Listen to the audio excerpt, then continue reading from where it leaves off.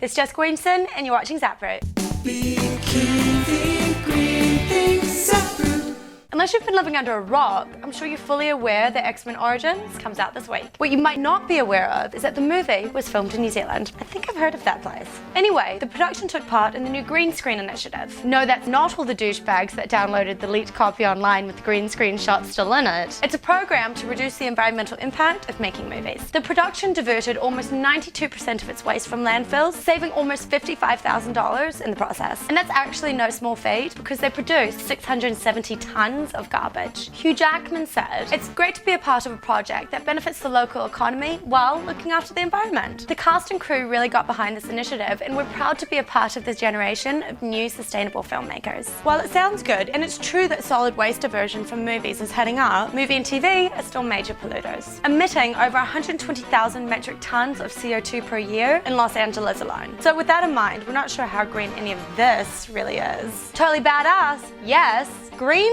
Not so much. Let's face it, sometimes late at night, after a drink, or several, we don't make the best decisions. Suddenly, you've wound up making out with your ex-boyfriend, streaking naked through the quad, or even worse, at McDonald's, stuffing your face with French fries, laced with pesticides for good measure. Potatoes, which are the most popular vegetable in America, are filthy little things. They're thin-skinned, prone to many types of disease and bugs, and are sprayed with a cocktail of over 40 potential poisons. And McDonald's happens to be the largest buyer in the US. And if poison food isn't enough for your taste, you can rest easy knowing that farm workers also enjoy the health benefits of exposure to pesticides, like increased rates of infertility and cancer. Good times. But no need to swear off those potatoes just yet, because the hippies at Bard College are going to save you. And no, unfortunately, they haven't managed to shut down McDonald's. But Bard College may be forcing McDonald's to shift the markets. They're putting together a steering fund, which basically means they will buy a lot of McDonald's stock and force them to buy organic fries. Large growers will have no choice but to change their practices. Freedom fries will become eco fries, and you'll no longer have that horrible McDonald's munchie remorse. Yeah! With all you new Twitter junkies out there, we thought we'd feature some of the best tweeters of the week. Check out Artmaker, he's going green by recycling tweets. Or Damien Somerset, who posted a funny video about the end of the world. Or Dear Sarah, who's contemplating all the ridiculous reasons she wants a Vespa. If you find any great tweets, send them to twitter.com/ZapRoot.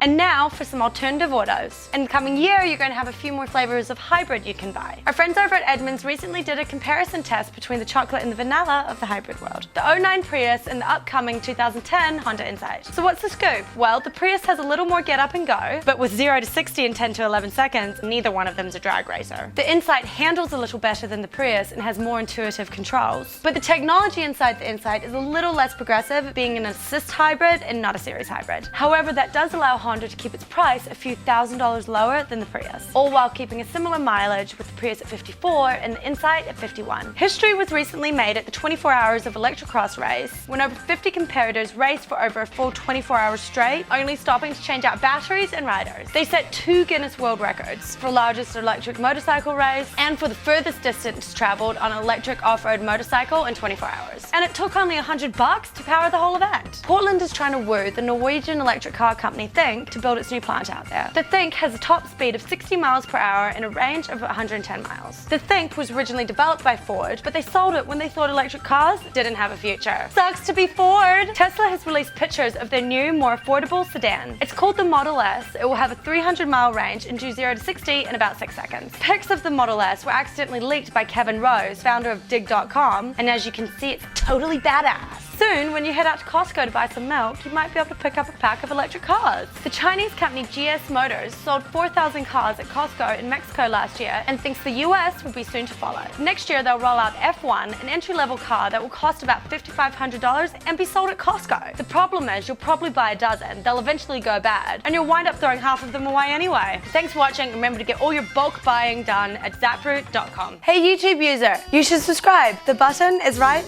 over here. Seriously, this button's all over the place.